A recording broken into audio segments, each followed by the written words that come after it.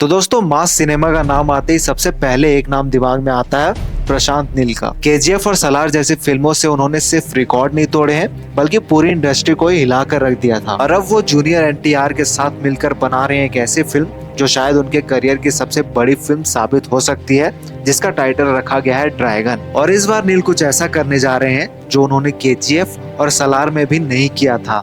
जी हाँ, पहली बार प्रशांत नील अपनी फिल्म को ग्लोबल लेवल पर लेकर जा रहे हैं। देखो, प्रशांत नील इंडिया के गिने चुने डायरेक्टर्स में एक है। उनकी फिल्मों का एक अलग ही फ्लेवर होता है, क्रिएटिव वर्ल्ड, डार्क टोनैलिटी, मास डायलॉग्स और ऐसे कैरेक्टर्स जो ऑडियंस के दिलो दिमाग पर छा जाते हैं। चाहे वो केजीएफ के रॉकी भाई हो या सलार के खानसार की दुनिया, दोनों ही रूटेड और देसी थी।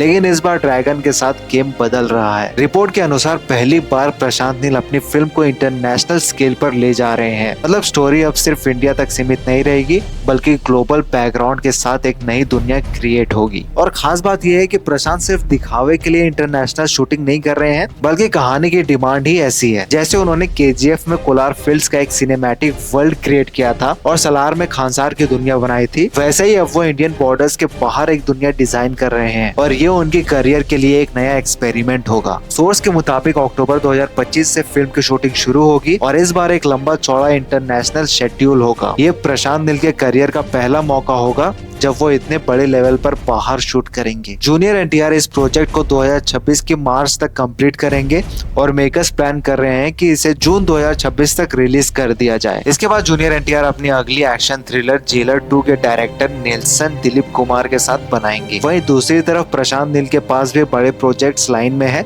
सलार 2 और केजीएफ 3। रिपोर्ट्स के हिसाब से ड्रैगन के बाद वो प्रभास के सलार 2 पर काम शुरू करेंगे और प्रभास के डेट्स पर भी ये डिपेंड करेगा कि इस फिल्म की शूटिंग कब से शुरू होगी। तब तक इसके प्री प्रोडक्शन का काम शुरू हो सकता है। तो अब सवाल ये उठता है कि क्या ड्रैगन जूनियर एनटीआर और प्रशांत नील की सबसे बड़ी फिल्म बन सकती है और क्या ये फिल्म केजीएफ और सलार को भी पीछे छोड़ पाएगी? तो देखो, मेरी राय में प्रशांत नील वर्ल्ड बिल्डिंग के उस्ताद हैं। केजीएफ में उन्होंने कोलार फील्ड्स की ग्रिटी दुनिया दिखाई है जो ऑडियंस को गूज़बम्प्स देती है और सलार में खानसार का एक पूरा मिथिकल फील क्रिएट किया जो मास और इमोशन दोनों लेवल पे हिट करता है। अब ड्रैगन के साथ जब वो पहली बार ग्लोबल स्केल पर जा रहे हैं, इसका मतलब सिर्फ बैकग्राउंड बदलना नहीं है, स्टोरी का स्कोप भी पूरी तरह एक्सपैंड होगा। और जूनियर एनटीआर जैसे पावर हाउस एक्टर के साथ उनकी ये कॉम्बिनेशन और भी एक्सप्लोसिव बन जाती है। तो मुझे लगता है कि ड्रैगन डेफिनेटली प्रशांत नील की सबसे एम्बिशियस फिल्म है। विजुअल्स और एक्शन एकदम अलग होंगे और अगर स्टोरी इंगेजिंग रही तो ये फिल्म इंडियन सिनेमा के लिए एक नया बेंचमार्क सेट कर सकती है। हाँ, एक चैलेंज जरूर होगा ऑडियंस की एक्सपेक्टेशंस। ग्लोबल स्केल पे स्टोरी को रिलेटेबल और रूटेड बनाना जरूरी है। अगर नील अपना देसी मास कनेक्ट बनाए रखते हुए ग्लोबल फ्लेवर लाए